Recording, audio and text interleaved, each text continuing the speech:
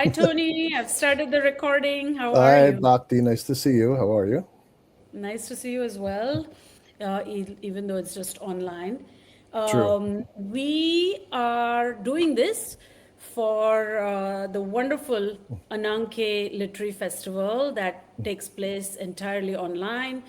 And we are to have a fireside chat, which works rather well for me because I'm in South Africa, where it is bitterly cold actually at the moment.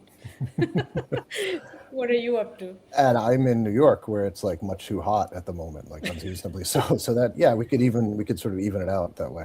Yeah, mine is a fireside, yours is a poolside, something like that, very leisurely. This is a very bourgeois activity we are undertaking. And no Uh, actual fires are being lit, just to sort of None at all. Okay. Okay, well, let's, I'm just for the sake of introducing each other to our viewers, I'm just gonna say I met you when I was in grad school at CUNY, and I think you were at grad school at Columbia, or was it Probably NYU at that point, I think. NYU, that's right. And actually, the first time, that's because we huddled together in Elias Khoury's literature classes, and I think that's when I met you. But then, Hmm. and me less so, but you were already very active in Palestine activism, and I was sort of learning that and understanding those worlds much more. And then I fondly recall sending you, who you were one of the editors for Arab Studies Journal. I sent a review of Joe Sacco and Marjan Satrapi's graphic novels, and I co-wrote a review, and I got notes from you, and I think that was the start of a very long, you know, relationship, scholarly, you even ended up then writing a book that I worked on. So it's been many years of learning from you, of working with you, and I'm so excited to have this chat. I'm choked up a little. No, it's moving. I mean, it's moving. I mean, you're someone. So I It's mean, Bhakti. true. It No, is. no, it's true. And you're someone where, I mean, there are certain people I have like collaborated with, work with, where it's hard to even remember a time before we were right. Like, it really, I mean, I think you're right. I think New York, early 2000s. I remember it was the moment when there still was an anti-war movement in this Exactly. city and country, and the World Tribunal in Iraq, I think, was happening at that time. Um, but yeah, but I mean, even at the time, I mean, my memory of you at the time was someone with just an incredible energy, and always having your hands in multiple things, and that's still true. So I mean, for those who don't know, I think most people will know you, but um, the Radical Book Collective, um, Warscapes. I mean, the founder of Warscapes. Sure. Yeah. Um, and any number of other things that we could sort of mention, a number of ongoing projects, including, I mean, I feel like every time I go on social media, there's like a new thing that you're interviewing someone. You just did the interview for, what's the George Ibrahim book? Who? The Oh my George, gosh. Homosexual Intifada. yes, thank you. I wanted to get the title right. Such cool people. I felt cool just being Yeah. around. But I think you returned the favor as an editor when I wrote a book for the Decolonize That series, which maybe we can talk a little bit about that series. And I just have to say, you are such a good editor in the sense that you are unsparing in a way that sometimes I would get your notes and I'd be like, oh God, I really have to write this again. Oh, so And much work to do. you also were the first person who like forced me to write a little bit biographically, which is something Yeah. I've continued to sort of try to play around with. And like you really were insistent, like, no, you have to put yourself in here. Yeah. Uh, which Yeah. I mean, that's another thing we maybe can talk about when we talk a little bit about like Sure. notes, writing at a time of genocide, how to sort of think about what writing looks like or things like that. Do you want to Yeah.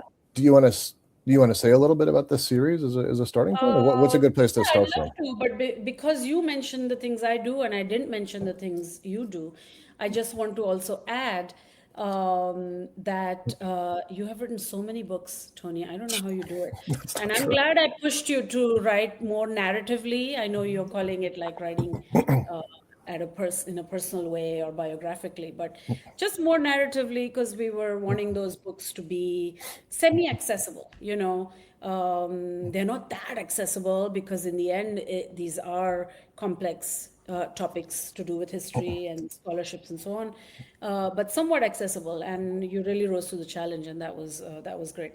But the thing that actually I'm going to add that has kept me engaged with your work is that you have always also been engaged with Frantz Fanon. You have a whole book about him, and that book helped me a lot when I was working through a lot of Fanon stuff. And so that's another, of course, it's linked to decolonization, Palestine, all those things kind of go together. But yeah, so I wanted to mention that you've written, I think, like you're coming up to like 10 books or something like that. No. Which I can't. Seven, maybe?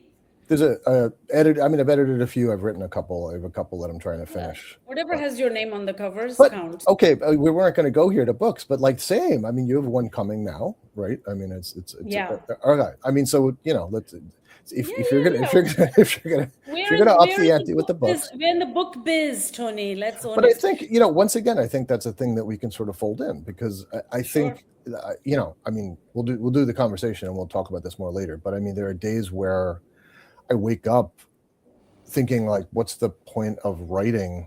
I mean, like, what does writing do in a time like this? Why continue to do it? And I continue to do it partly because it's what we do. But like that thought never really goes away. The question of like, Yes. why keep doing it? So, Yes. it's probably good we mentioned that we write books because that's the thing. It's not the only thing we do, but it's the thing we do. It's a thing we do. And when we're not writing them, we're at least editing them. And then the other thing that I'm currently obsessed with is reading, the uses and Mhm. misuses of reading. Yeah. That's another thing that we do as well. But so the title of our chat is Notes on Decolonization in a Time of Genocide. Very heavy, but very much encompassing a lot of our current preoccupations. Also taking into account how many years we've had with an obsessive kind of pursuit of activism and cultural activism, organizing with regards to the liberation of Palestine. That is something that we have in common along with a few others, while always operating within an extremely, what you called the other day, compulsory Zionist ideology, structure, whatever you want to say, plus white liberal structure that kind of folds alongside. And so, yeah, so it becomes kind of, so it's a particular challenge now. There is a sort of contingent of, there is a kind of contingent, there is a kind of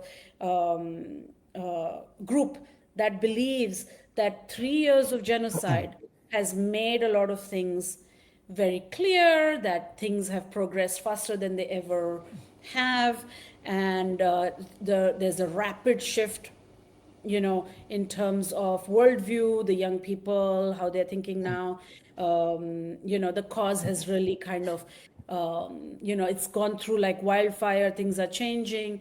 And there is a group, and I think I'm in the pessimistic group, that feels nothing is really moving at a material level, that we are in a way worse than ever in a world of despotic capitalist tyranny, an entirely bought media structure, an entirely broken and bought academic structure, education structure. So there are those two sides. And I think one of the things I want to do is kind of arrive at some ways of thinking about what the world is right now. But we can start with decolonization. Sure. When did this word kind of, when did you start thinking about decolonization in your youth, in Oh your gosh. early days? You've Maybe been writing about it for a long time. I mean, it's a good question. Okay, so let me think about that, and I'll just say because it'll go out of my head otherwise. In terms of those two schools that you were describing, I mean, I feel most days like both those things simultaneously. That there has been this rapid change, especially generationally, and we could talk more about that. I mean, compulsory Zionism, which is not my phrase. I borrowed that from other scholars, but I mean, you could say now it really is like the compulsory part is now visible in a way it didn't. It used to be compulsory in the way that we kind of self-edit ourselves. Now it's like literally universities have codes of conduct that sort of enforce it, right? So I mean that and so for a generation like that has changed. But I also completely agree with you that materially the change has not, and certainly on the ground in Palestine, the change has not happened in any meaningful way. So I think we can also talk about that, how multiple things, this is part of being a good reader, I guess, is that multiple things are true at the same time. Decolonization. I was going to, that was clever because I was going to make you do that. Start. No, actually, maybe well, all right, I'll say 3 words on it, maybe just in terms, because I was thinking about it before the series, but then we could talk about the series as a way to kind of ground that. Yeah, I mean, as you say, I mean, I've been writing about Fanon since the 90s when I was in grad school. And Wow. yeah, well, I mean, I think I was of the first generation. I was of the generation where post-colonial studies, post-colonial theory, whatever you want to call it, was just began as a thing. It was like a thing you discovered. It's like, oh, there's this thing. So Edward Said and Frantz Fanon, along with, I mean, I could think of a lot of other people, but they became sort of the 2 figures I thought about. And one of the things that became something I've continued to think about and that sort of pushed me into Middle East studies was post-colonial studies. These 2 major figures in post-colonial studies. Said was dedicated his whole life to Palestine, Palestinian liberation. Fanon becomes a fighter. He doesn't go to fight in Algeria. He goes because he's got a job there, but sort of becomes part of the fight for liberation there. And yet we never talked about Palestine. We talked about Algeria as a kind of, but the question of the Middle East, North Africa just didn't come up. So that's just a continuing thing. Decolonization, I think, because it is the easy answer for me, I guess, is that it's the word that Fanon insistently uses, as distinct from political independence, as distinct from, other forms, even of liberation, like that there is something specific about decolonization. And at least in the way I read him, like it has not come yet. And I think for, decolonization is the thing that comes after post-colonialism, right? And we are very far from there. So I guess I've always thought about it as this horizon, like political and intellectual horizon that we're moving towards. Yeah. What about you? How did you? I think it was not as much in my thought process when I was in grad school. I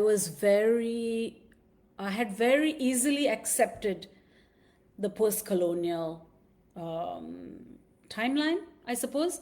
And I think there's something in there about just being Indian, perhaps, because we are as children, growing up in India, in schools and stuff like that, we're so marinated in this very nationalistic theory of independence movements, just like we overcame, through the British, we kicked them out of the country, that you can't help but think colonialism is in the past. Until, of course, I started to, my topic during my dissertation topic was very much, the question I was asking was, why is it that even when colonialism ends, all this violence continues in these post-colonial places? And even though I knew there were exceptions, I think I was using different words for them, exceptions like Palestine, Tibet, and so on, Western Sahara. I think I was seeing them as exceptional, the last frontiers of where colonialism continues, or you say occupation, there were different terms that were that I was using. And then when I really began to ask, why is it that independence never really leads to freedom from violence, actual liberation? Why do all the problems continue? And we can say neocolonialism and so on proliferates. I think the biggest thing I arrived at is that decolonization never occurred, right? And then, of course, the Fanon started to make more sense. and the Cold War timeline, which is what I ended up writing my book about, my academic book, was very much the fact that the Cold War created it destabilized decolonization movements, and that it created the world as we know it, which is that it really allowed for colonial structures to just fester and to be, and for violence to remain completely embedded, right? And so I think that's when I began to really think about it. Then, of course, Palestine makes sense, Western Sahara makes sense, Tibet makes sense, all these places, suddenly everything clicks, right? And then you come to the next bit, which is settler colonialism. Because whether people, I know scholars argue there's only colonialism is sort of one thing, it's one type of monster, with different, in different disguises. I do think we have to keep on emphasizing the settler colonialism element of it, just because of the greed for the land and the type of extraordinary violence that it breeds. And then I think the decolonial stuff made even more sense. But by the time I got to the point where I wanted to do the book series, it was really, I would attribute it to the way decolonization was being used, or the verb decolonize was being used in the Fees Westfall movement in South Africa.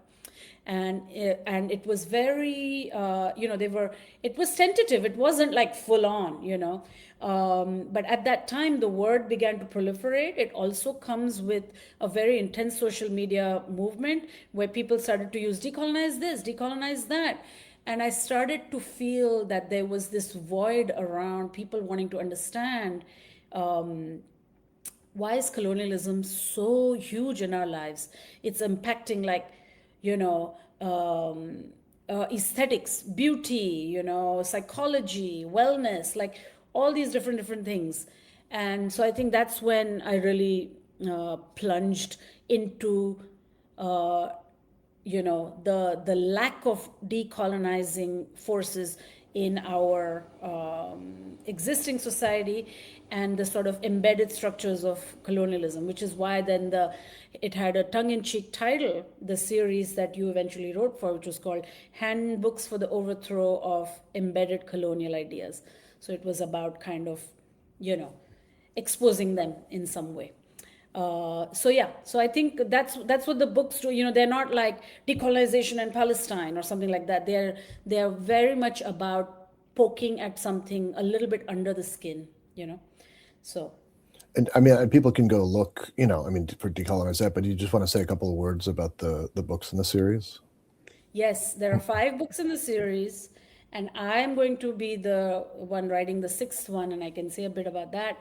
The 5 books, the first one was Decolonize Hipsters, which is really about music, and which is about, which was very good. It came at a time, Trump was in power, and there were all the sort of various fascist elements, aesthetically and otherwise, and Greg does a great job of that. So he was first, Greg Pierrot. Then it was followed by, I think it was Decolonize Self-Care, which was the most mocked. And it makes me laugh because I think it's a very important, very smart book. It's about the wellness industry, which I recently did a whole panel on, how the wellness industry is very much implicated in genocide and violence and so on. And then there was Decolonize Museums was the second one, actually, and that book is really, really good and very steadfast and clear kind of portrayal of the history of museums, and blending the art worlds and natural history museums and stuff like that, and linking museums really to gentrification and capitalist flows of money and so on. Then there was yours, Decolonize Multiculturalism. Wonderful. And the most, I would say, the one that's most diving into academia and canon formation and radical movements of the 60s and 70s, which sort of were lost opportunities. And then the most recent one, and the most successful, because it's so flashy, and it's written by a literal drag queen, Kareem Kupchandani, and he's done a brilliant job of taking it to more places than my other authors. We got him a shiny cover for it. It's, gold and rainbow foil. And it's decolonized drag, and it has beautiful visuals, and it's very good. And now I'm writing decolonized humanitarianism because I'm just absolutely fed up with the discourse on humanitarianism in, today, especially in light of Gaza and Sudan and all that's going on. So I'm working on that. How did you come with the multiculturalism topic? Yeah, and then I'll ask you more about but I mean, I'm so thrilled you're writing that. I mean, I'll just say, well, a couple of things. One, just I'll back up and say, when you first started talking about decolonization, I wrote down settler colonialism and sort of circled it and sort of because I feel like the shift to thinking in terms of settler colonialism has been really crucial, and in a roundabout way, I think influenced the way I wrote the book. My first academic job, I was hired as a post-colonialist, right? I mean, I write about this a little bit in the book. And a very smart colleague who was a poet, we were having coffee soon after I was hired, and she's like, when we were doing the search, I was asking people well, is this someone who would talk about the United States as colonial because we were a colony, and she's like, everyone was like, oh no, that's not what it's about. It's about it's about post-colonial. But in fact, I mean, I think one of the things that the shift is, I mean, one of the many problems with post-colonial studies, and it continues to be true, is that you talking about sort of coming from India and how that kind of affected the thinking. I think scholars in the U.S., I mean, the U.S. context became kind of invisible in that context, right? Because it was about England, it was about France, it was about classical colonialism, and not just U.S. imperialism, but the continuing role of the U.S. in the Middle East just got to disappear. Not to mention the fact that the U.S. is the most successful, in quotes, in the sense of most genocidal settler colony of them all. So that just completely vanished. And I think I've been reading, and we were talking about this before the interview started, Steve Saleta's work, as one of one of the first scholars, or one of many scholars at that time, to try to make that link. And I think it was as much as his social media posts. I think the thing that really was unacceptable to the status quo and that got him in trouble was saying we need to think about Palestine and settler colonialism in the U.S. together. And I mean, now we say that all the time. I mean, but he and a number of other figures, one of Barakat and Palestine was another. So in a sense, it was for me. It was okay, how do we bring it home? How do we sort of think about it? I'll also just say quick in terms of the series, and I started writing. I've been thinking about multiculturalism because of the kind of parts of the academy that I've inhabited for a long time. You did grad work at CUNY, I teach at CUNY. CUNY kind of presents itself as the prototypical multicultural university. And, in some ways, I mean, in a very practical way, it is, right? I mean, it's as multicultural and multiracial and multi-classed as New York City is. Even though a number of gatekeepers have done their best to sort of tamp that down, right? I mean, it still is a New York City institution. But then I got to read Decolonize Hipsters when it came out, and I just was blown away. And I was like, I can't write a book. How am I going to write? How am I going to? I mean, it set the bar so high. I got to read Decolonize Wellness when it was still sort of in process, and again, I was like, I don't know how to. So I mean, it was intimidating to be part of a series that had such extraordinary books. And Decolonize Drag, as you say, is just stunning. I mean, they're all stunning. They're all great. Decolonize museums. So I guess in a nutshell, just to say how it was more like I had a kind of preoccupation, or I had this kind of hunch that, as someone how do I want to say this? Multiculturalism, let's call what I've come to sort of think of as institutional multiculturalism, right? As it exists, let's say in the university, because that's the context I know best, but you could do this in other contexts too, is a thing that if you are, a person of the left, let's say, you have all sorts of critiques of, you see the shallowness of, you see the, all the sort of problems with it. You see the way that it's not truly anti-racist, not truly anti-colonial, all those things. And on the other hand, it's constantly being attacked by the fascist right. So there's this kind of sense of like having to nevertheless, defend its. I mean, DEI in the university is a really good example of that. But, so the question I'd started to ask myself was like, well, how did we kind of get here? How did we get to this point? And the hunch, which I feel, at least the book is sort of says this is what happened. So people could say it's wrong, but like this is what I'm going to say happened is, that's a result of like popular movements, but largely student movements of the 60s and 70s who were invested in true decolonization. Like actually, when they talked about decolonizing the university, they were aligned with the Black Panther movement. They were aligned with movements for decolonization. They were aligned with the movement to end the war in Vietnam. They really were thinking in global decolonizing terms. And that was the university that they wanted to see, like a truly democratic university, a truly radical space. And so from that, I mean, in some ways, like the achievements of that movement, which are kind of astonishing when you think of the sort of forces of like violence that were brought against it, the achievements of that movement sort of got us multiculturalism, and the very violent repression of that movement is what got us the limits that we still work with. And I think that struggle continues. Yep.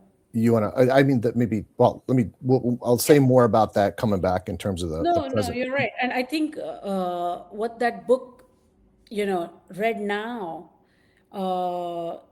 it almost pales in comparison to what has happened with the encampments and and stuff like that. Like how deep the structures were, how deeply embedded within academia, how utterly corrupt, and how grotesquely embedded they all were. That when the encampments came, the brutality, all of it was so. It was so readily available. First of all, it was so quick. The reactions were so quick. The statements were so quick. The congressional hearing, all those things, everything was just like all their ducks were in a row, and boom, they unleashed. And in a way, your book tells the story of the before that, which is so important. Of course, what is exciting about that book, about your book for me, is also a conversation that we are trying to have now, which is about the canon, like the literary canon. And there is a lot in your book about the canon wars of the 80s and 90s. Do you remember? You wrote about that? Yeah. So, I have a vague memories of that. Yeah.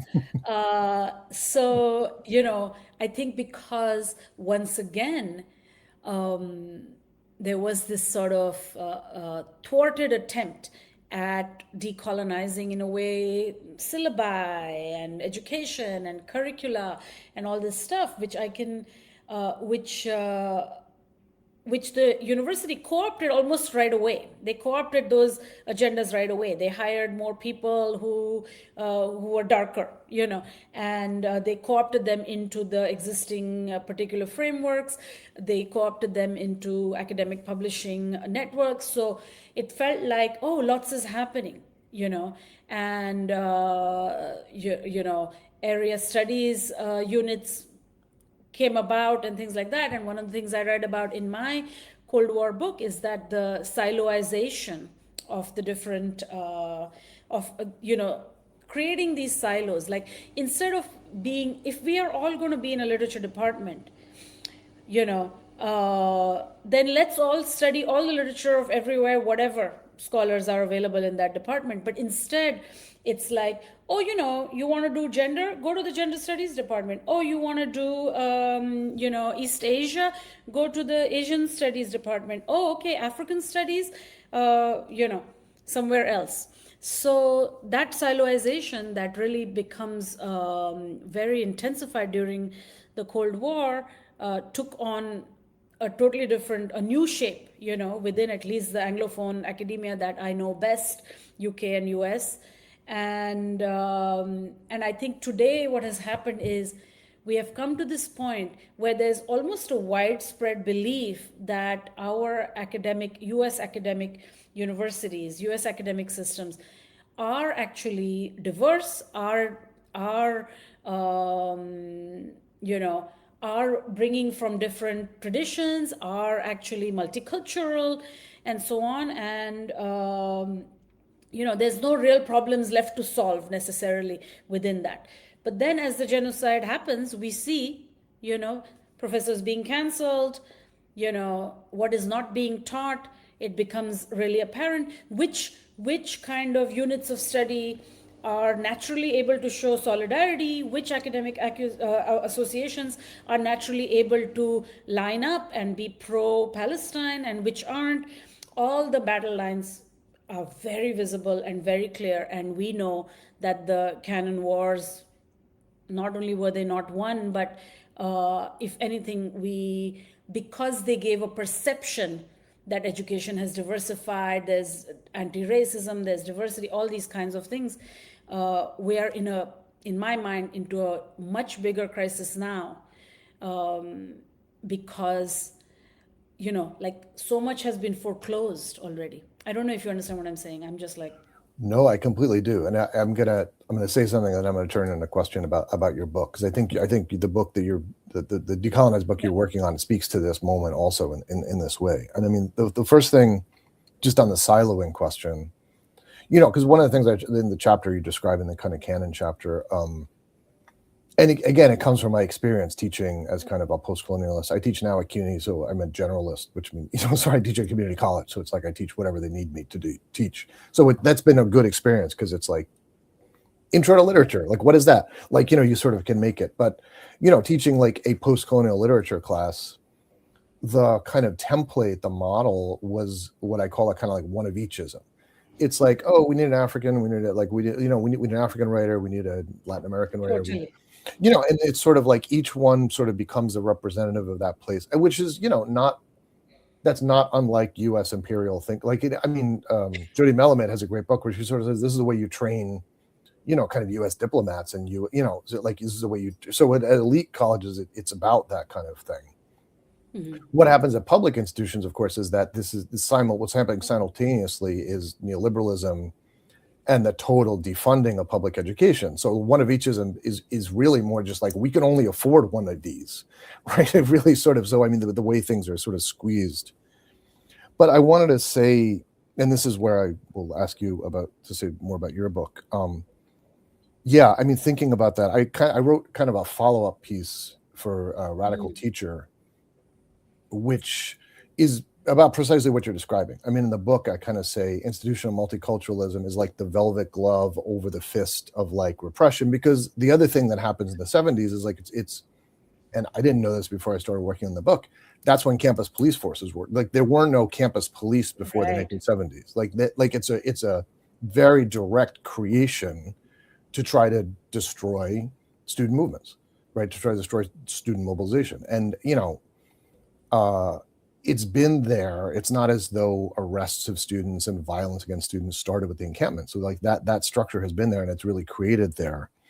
But I absolutely agree with you. I mean, what has happened is that the gloves are off.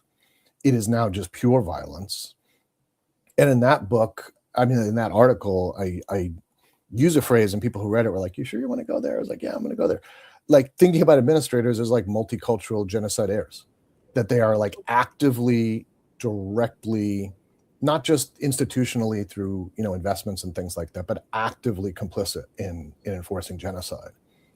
And I want to say that because, and it's where I'll turn to your book, because most of them are good liberals, right? I mean, they're not, I mean, the way the university is getting reflected back to us by the right is like these kind of, as though they're these Maoist training camps, right? I mean, that's their version of the university. So it makes me kind of want to ask about humanitarianism in this moment, right? Which is another, like, the universities are like a good thing that is complicit. I mean, to put it in very simple terms, right? That is like actively complicit. Like, do you want to say some stuff about humanitarianism in that sense? Yeah, I mean, I think the moment we are in, I'm learning more and more. It's like, as some institutional ideas and institutions themselves dismantle, we realize the extent to which we need them. Like, let me go with an analogy of journalism. We all know that journalism, mainstream media journalism, has been complicit in genocide. Stenographers of empire, you want to call them whatever, and they have been deliberately dehumanizing Palestinians and been propagating Israeli army propaganda, right? And meanwhile, 300 journalists were killed in Gaza, right? So, and at no point did mainstream media allow for us to, manage to even remotely mourn them, or to kind of take the information that they were bringing and spread it or use it, and so on and so forth. So on the one hand, we're like, journalism is dead. And on the other hand, I'm like, I can't think of a moment where we need it more. I feel the same about higher education. On the one hand, it's like, it's dead. It's like, I feel like I have taught for years and years. I've tried whatever, one-eachism, whatever structures. I've played around with so many different things. To what? To have raised, a generation of scholars, to have been part of a generation of scholars who are just sitting around, complicit in silence, or even fully complicit, like pro-Israel, right? It's so bad. Careerism is like just so awful. So education is dead, but at the same time, all the universities in Gaza have been destroyed. Yet it's like I am moved to tears every time I see those graduations of how much Palestinians want to learn, want to graduate, want to go to school, and how much it's so much part of the fabric of their lives. So we need good, real, liberatory education practices more than ever. And so humanitarianism is the same way. Do I believe in the values of helping and charity and making sure everybody has medical aid and medical help? Yes, of course I do. But seeing humanitarianism as a kind of white liberal complicity with nation states, when we think of humanitarianism now as what Kelly Oliver calls carceral humanitarianism, where all humanitarianism does is get a bunch of migrants, refugees, and enclose them and detain them in these large open air camps. Dadaab, you can say Kakuma, these are the East Africa ones, but then basically Gaza, right? And that humanitarianism is the management of open air prisons, through these kind of non-governmental organizations that are actually complicit with states, sovereign states, that are providing them with military and border kind of prescriptive military and border security kind of mandates that they have to put through. So you have 2 generations, 3 generations just growing up in refugee camps, never ever getting their papers, never being able to really work, never getting a normal education. So what is this, And then now when we see in Gaza, you're thinking about medical humanitarianism, we are seeing the extent to which it's needed and the extent to which it's being destroyed, with the doctors and healthcare workers being slaughtered, tortured, all of those things. So it's like I'm in this kind of dialectical, like strange thing where all these things that need to be decolonized, abolished, dismantled are the precise thing that we are seeing how much our world needs the good version of it in some way. Within that, I will say education is one thing, media is another. Humanitarianism fundamentally has originated with civilizing missions, Western civilizing missions in the colonies. So it has been very flawed right from the start. But the part of what I'm trying to do in the book is to just expose its history, its origins, which are very messy, and to tie it with something that is often kept separate from humanitarianism, which is the proliferation of savior narratives in culture, which the two are not often placed together. But there's like movies, novels, books, everything that are just like constantly pushing the humanitarian narrative through these saviorist things. So that's what I'm trying to do. That's what I'm trying to do in the book. And I lost what your question was, like hours No, that ago. was no, that was fantastic. But I maybe I'll just ask as a follow up. I mean, I'm trying to think if there is a what's the Gramsci thing, like optimism of the pessimism of the will. No, other way around. Like I mean, the Optimism of optimism of the the intellect. will, Oh yeah, okay. pessimism being like optimism of the will, the old Yeah. chestnut. But try. I've been mostly what I do when I do kind of political organizing, which is again mostly university based, is just try to learn from like a lot of the youth movements that are. I mean, a lot of the.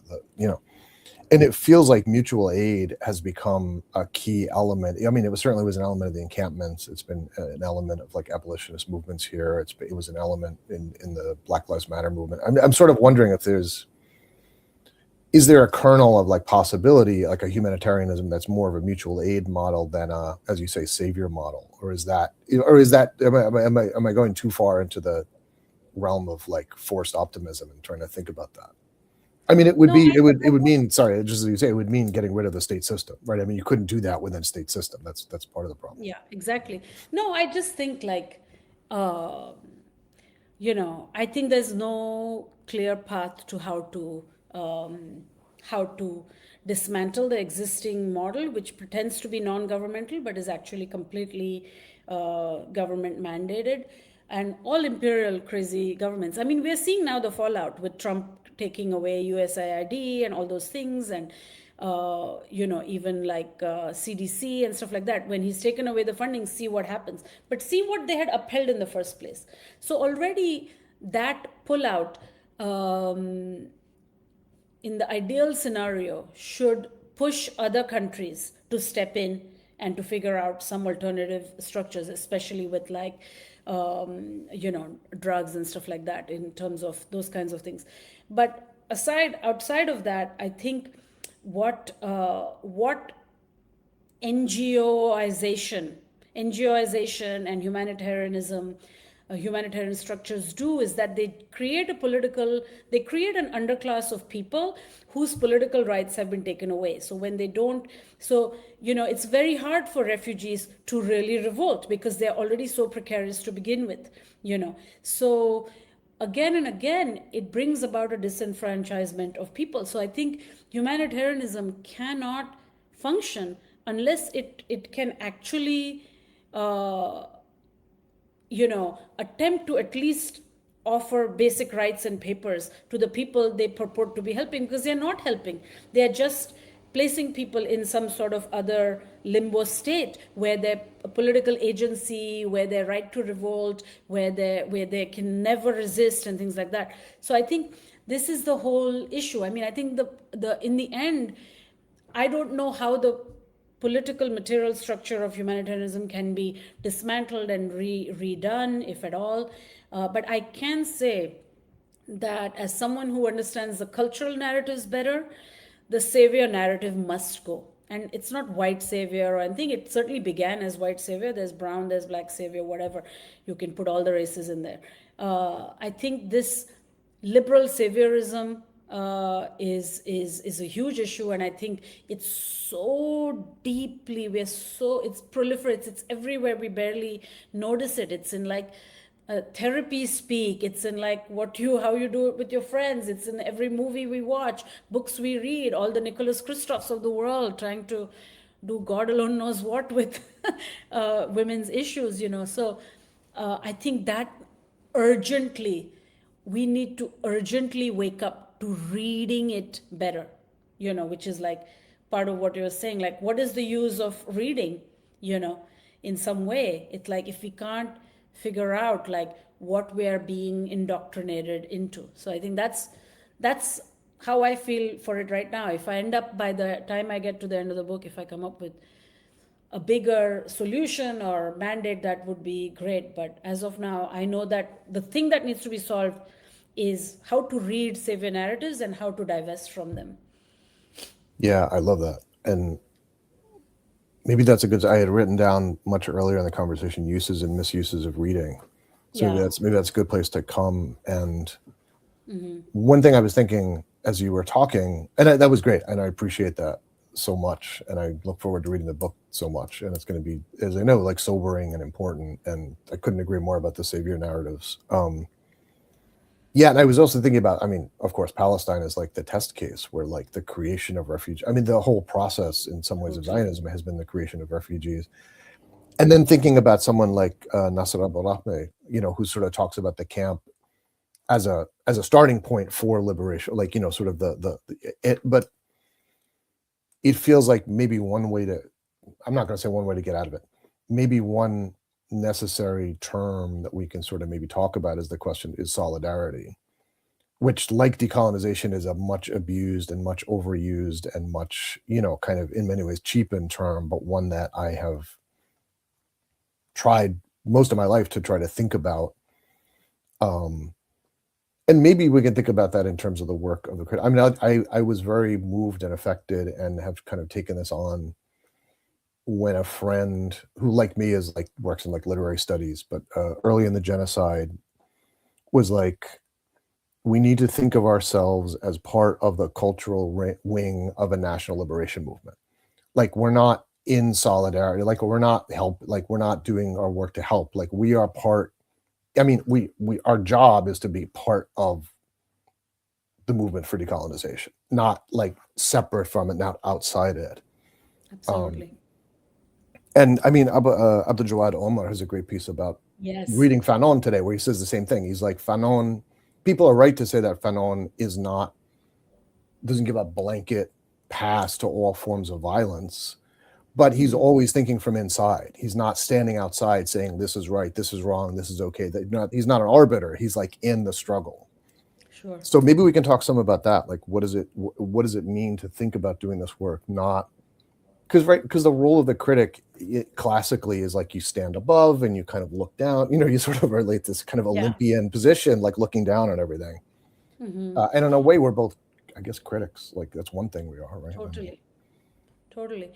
No, yeah, definitely critics, definitely literary criticism, writing about those types of things.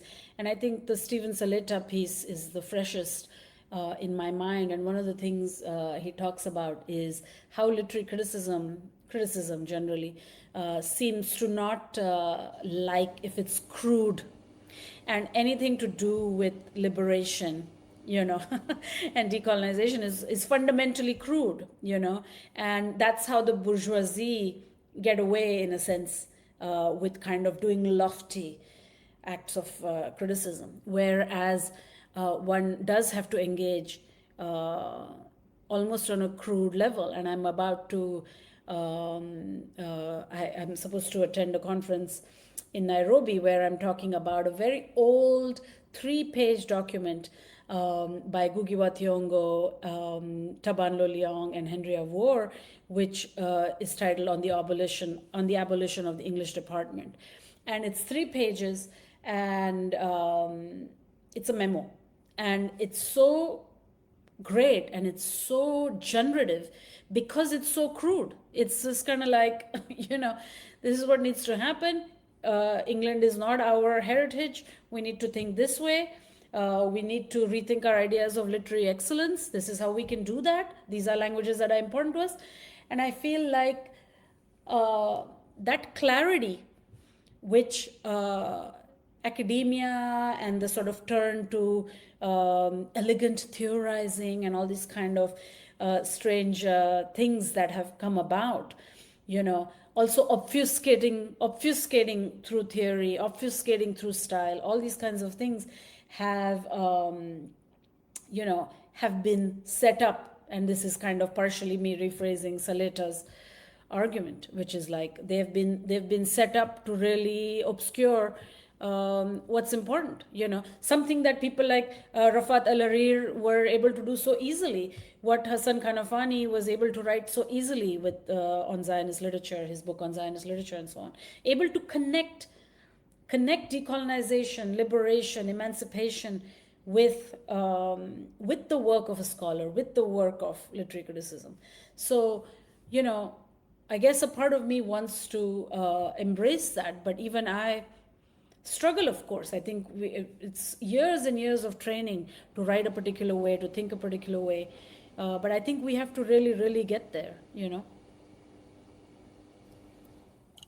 This is good because this is good. We could have a little we could add a frisson of like disagree, not, yeah, not even disagreement, but like people like that when you're like not agree about everything. Sure. But I agree with like 99. I mean, I love the Stephen Salita piece, and it was the thing. If people don't know it, I think it's called Literary Criticism in a Time of Genocide. Simply, right? It's on his website, um, Yeah. and it was really the thing that enabled me to start writing literary criticism.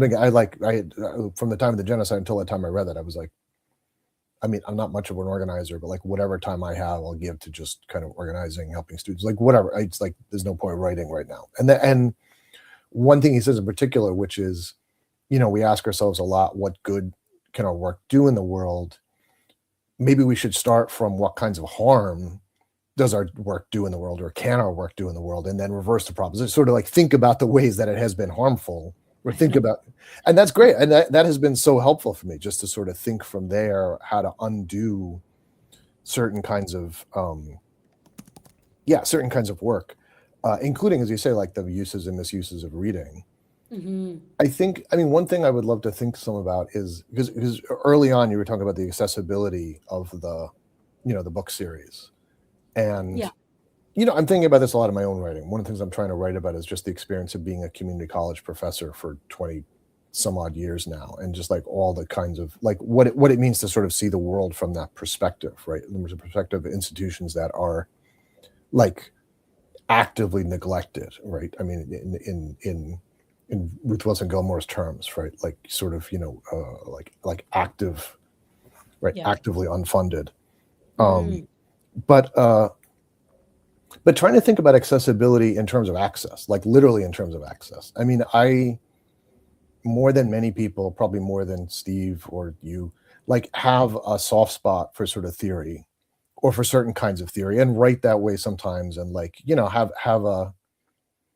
Because I used to teach like literary theory sometimes, and like at a really early point, teaching it with students, undergrads, grad students, like started to say like, try reading theory the way you read poetry, in the sense that when you read a poem, you're not like, okay, what is this, like what is it about, or what's the message. You like swim around in the poem for a while, and you sort of, there's something about the language and the work of it, and trying to think of theory that way. But the point comes when you remember, like, okay, we're in the midst of a genocide, we're complicit. So I mean, how to sort of have those things together, how to think how to do that work together. I do think there's a work. I mean, another thing I'm trying to write about now is poetry, Yeah. and how to, in some ways, all I want to do right now is, if I'm going to be totally honest, I don't know if I should, it's public space, but I will. Like, all I really kind of want to do right now is read and write about poetry. Sure. And there's something about swimming, like, I mean, I've been reading Fadi Judah's book, which I Yes. can't, like, it, like, I think the brilliance of the title, which is, Beautiful. precisely, and I mean, Hala Aliyan has some poems that have similar kinds of like ellipses, like it's those Yeah. spaces, those things that are hard to. So for me, like, you go to theory to get there, but the problem is access. Like, I mean, it's a thing that has been walled off and kept. And as you say, there are plenty of people who've made a career out of being obscure to Absolutely. no end, right, and to no point. Sure, sure. Uh, No, so no, making that distinction. I have a very clear answer to that, which is that there are those who can write extremely sophisticated technical language. I know certainly you can do that. Someone like Jasbir Poor, difficult stuff, but are grounded, are deeply, deeply grounded in a political project, and are very aware of where that, who is going to read that work, how, where it's going to go, and are able to code switch quite quickly.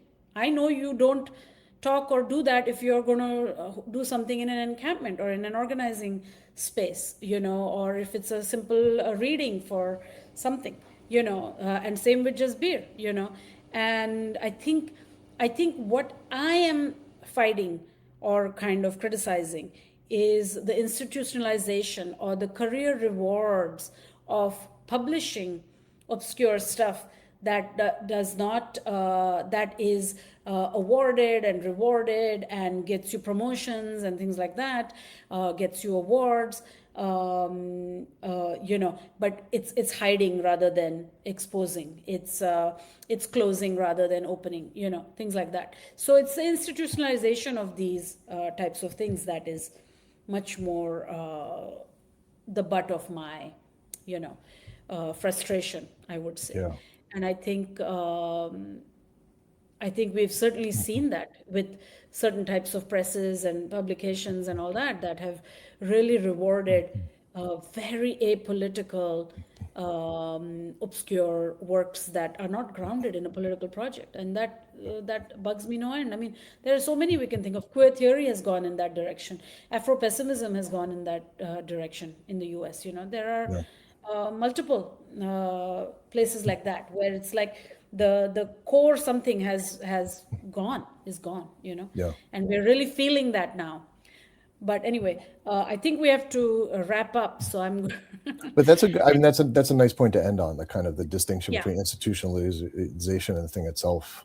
Yeah. Yeah, I mean, absolutely. when you said before, every university in Gaza has been destroyed, but the universities in Gaza have continued to function. And here, no Yes. university has been destroyed, but as institutions, they've ceased to function. So like that, I think that maybe is the thing we have to think about. Terrible.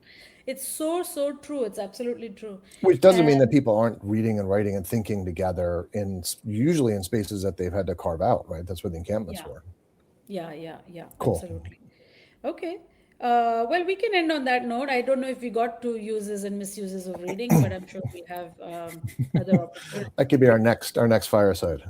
Exactly, our next year's fireside. By then, who knows what would have happened? How much of the world is just Yeah, the next over? fireside might be just burn it all down, possibly. Exactly. Well, thanks, Tony. That No, was thank lovely. you for doing this. Yeah, and You're see welcome. you out there somewhere. Absolutely. Take care.